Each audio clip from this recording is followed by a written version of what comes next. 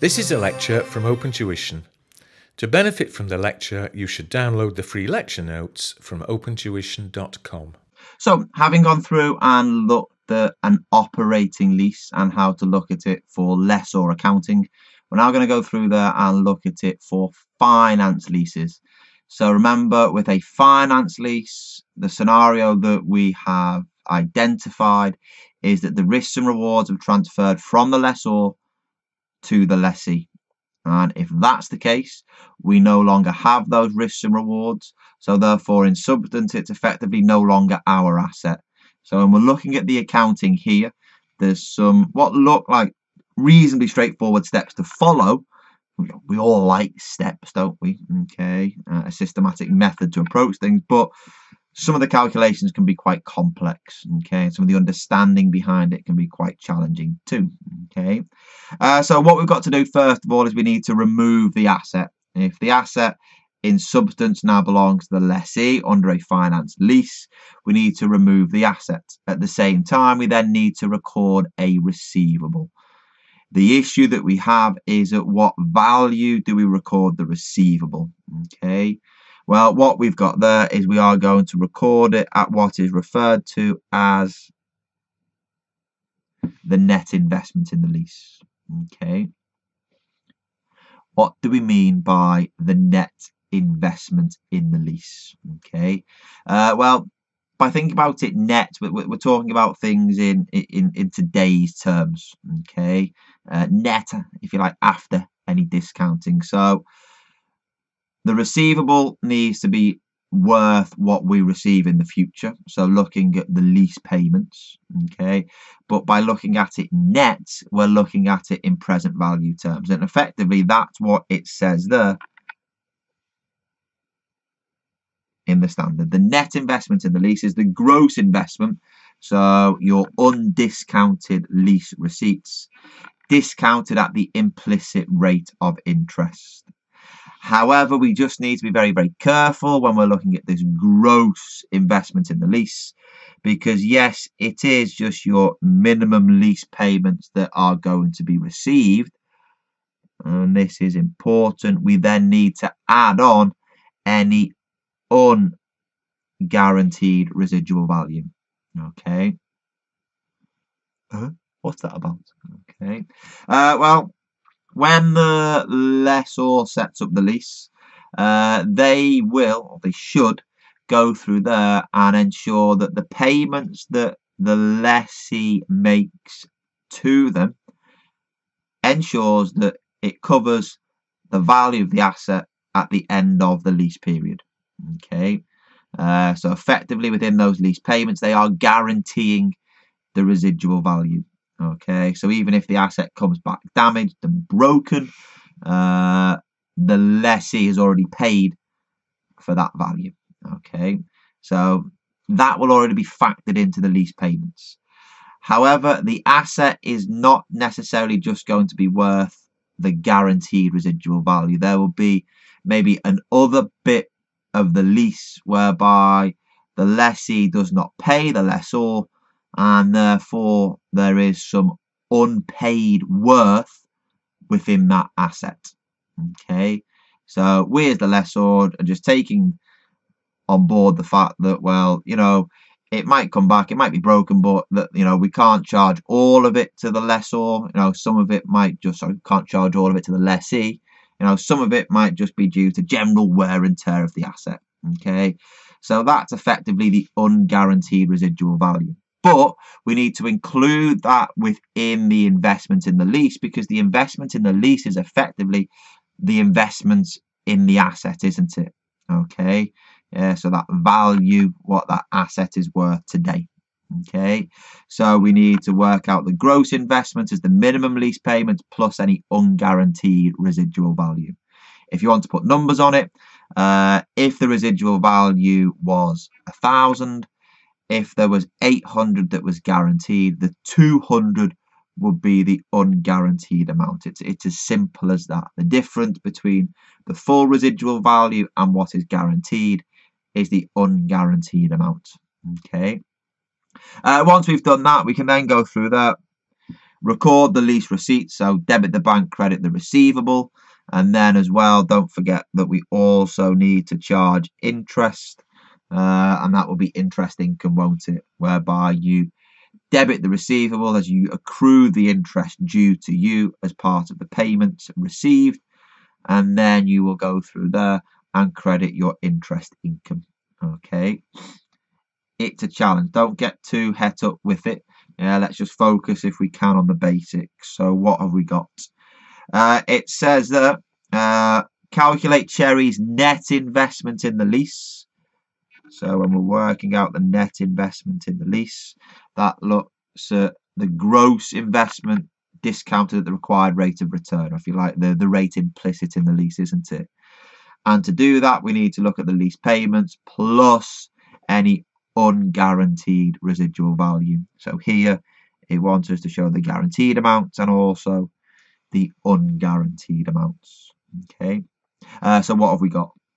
It says Cherry leases out an item of property, plant and equipment under a 5-year finance lease. So it's telling us it is a finance lease. The lease commenced on the 1st of January 2015 and the rate implicit is 4%. So 4% is what we will do our discounting back to present value. The lease rentals are $5,000. And it's then very important to understand for discounting purposes, they are paid at the start of the lease period. So if that is the case, we're going through there, aren't we? And looking at the income being received in year or T0, 1, 2, 3, 4. Okay, so that covers those 5 payments. It then says Cherry estimates that the estimated residual value of the equipment is $2,000. The guaranteed amount is there, is it as 1,600. So therefore the unguaranteed amount is the 2,000 less the 1,600, which is the 400. Okay, if that's the case, that is the unguaranteed residual value, which will form part of the net investment in the lease. The guaranteed residual amount will be factored in to the fact that we are paying the 5,000 lease rental payments every single year. Okay. So how do we work out the net investment in the lease? Okay. Well, what we can go through and do there is we can work out the gross investment as well. So the gross investment is that there is it 5 years of 5,000 plus is it there the unguaranteed amount. Does that go through there and give me, is it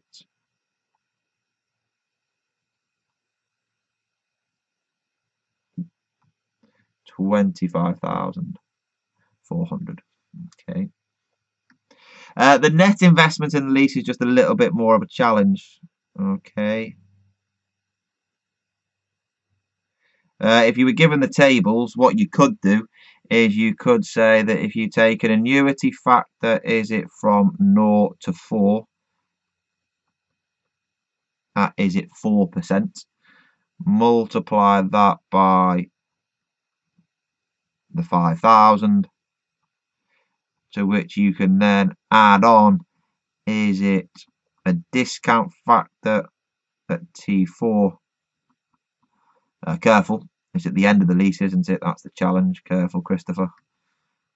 At T5, okay, because it's a 5-year lease, multiplied by, is it the 400? Okay, again, if you were really clever, an annuity factor of 0 to 4 is 1 plus an annuity factor of 1 to 4. Okay. Too complicated. The best way to do it is to go through and do it as we have done in the answer. Go through there, look at the year, look at your cash flow, forget about your annuity factors, use your discount factor at 4% to then work out, is it the present value? Okay, our years are T0, 1, 2, 3, 4, 5. And I think by doing this, you're less likely to make any mistakes because you've got 5 payments, or I should say 5 receipts. Makes no difference. Is it there? 1, 2, 3, 4, 5. I've missed one out in the middle there, haven't I? Just see it. There we go. And then in year 5, you've got, is it 400? Okay, excellent. Let me just move that one down a little bit. Oh, careful, wrong button. Let's just move that down a fraction. Let's move that up a fraction. There we go. That looks a little bit better, doesn't it? Okay. You've then got your discount factor. So your discount factor at T0 is 1. Okay, whatever the percentage may be. So is that there as 5,000? In the exam, you would be given discount factors. Okay. You've never been expected to do any calculation of discount factors in any P2 exam. I think that's ridiculous. You should have to do it, but there we go. So let's just say they're given to you in the exam. Is it at 0.962? Is it 0.925? 0.889? 0.855? And is it 0.822? To work out the present value, it's your cash flow multiplied by your discount factor. So again, is that 4810? Is that 4625? Is that 4445? 4275? And 329. Okay, when you total that up, gives you 23484. Okay, the 23484 is the net investment in the lease. Okay, so 23484. Okay, and it is at that value that you would record the receivable. Okay, you will go through that, credit the asset at its value within the financial statement, debit, is it the receivable, any difference if you were to have it, we will just take there through profit or loss. Okay, excellent. There you have it. I don't think you get much more than that in terms of the discounting. The subsequent accounting treatment, you might have to deal with that in the exam, but I'm not too worried about that at this point in time. Okay, I just want to make sure there that you are happy going through there and understanding the difference between the gross investment and the net investment. Okay, so the gross investment is the minimum lease payments plus the unguaranteed residual value, which is there. Was that, did we say, at 400? But then to work out the net investment, that's when you need to take account of the discounting. Okay, what we've put there is the fancy way of doing it if you love your financial management.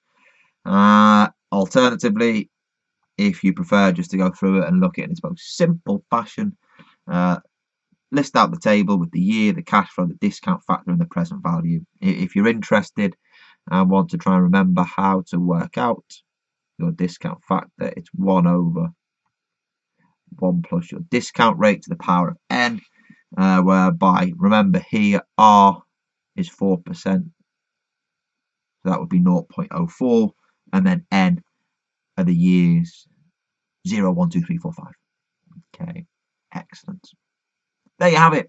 So that's everything to do with looking at the lessor accounting, whether it's here a finance lease or an operating lease that we've seen previously. We've also gone through as well and looked at the world of lessee accounting. So that only now leaves us the world of sale and lease back, which we will then look at in the following videos. Okay, other than that, I'll see you all shortly for the fascinating world of sale and leaseback transactions. Bye for now.